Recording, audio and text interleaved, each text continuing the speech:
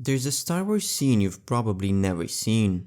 It never made it to theaters, never made it to Disney Plus, and yet it could have redefined how we see both Count Dooku and Padmé Amidala. In this deleted scene from Attack of the Clones, Padmé faces Count Dooku directly.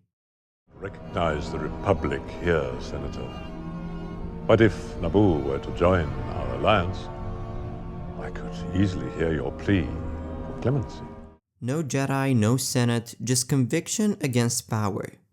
And what she does here, it's Padmé at her most fearless and most politically dangerous.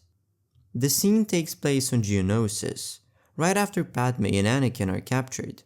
In the final cut, we skip straight to the arena, but originally there was a confrontation in Dooku's war room. He doesn't threaten her, he doesn't gloat, he offers her a deal. If Naboo were to join our alliance, he says, I could easily hear your plea for clemency. I will not forsake all I have honored and worked for and betray the Republic. Without your cooperation, I've done all I can for you. And her answer? I will not forsake everything I believe in and betray the Republic. This isn't just another you're with me or against me moment. This is Padmé being tested in the exact way Anakin will be later, by someone offering her the illusion of control, safety, and peace, if she just gives in. Dooku is calm, almost respectful. He's not being a Sith here, he's being a revolutionary. And this is what makes this scene so important. It shows how Dooku saw himself, not as a villain, but as a reformer.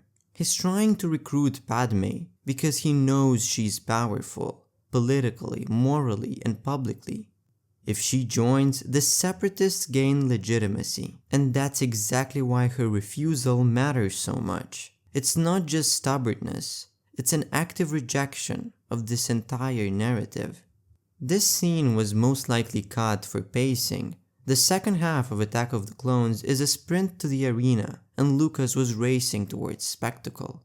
But by cutting it, something gets lost, because in the final version, Padmé just seems like she got captured and thrown into the arena.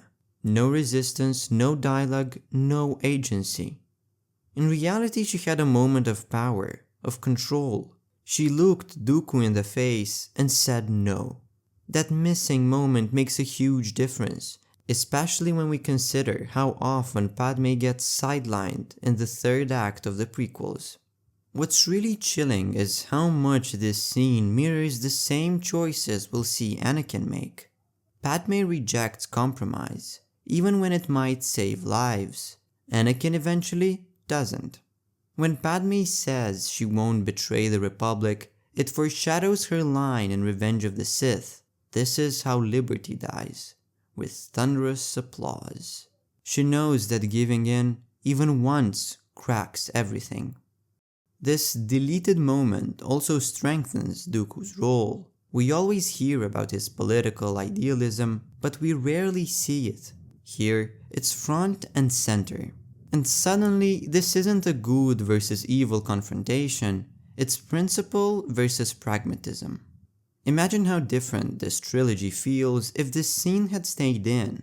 We get Padmé not as a prisoner, but as a resistor, as someone who dies later not just because she lost her will to live, but because she spent 3 whole movies standing up to every creeping authoritarian who crossed her path.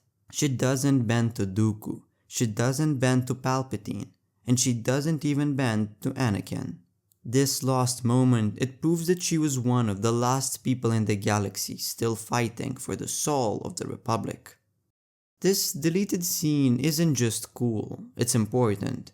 It shows the war wasn't just about clones and Jedi, it was about people like Padmé, caught between broken systems and false promises, choosing to stand for something anyway. Now let me know in the comments, should they have kept it? And would you have made the same choice she did? Thank you very much for watching, and if you want more lost Star Wars moments with big meaning, subscribe, and I'll see you in the next one. Thank you very much for watching, and see you soon.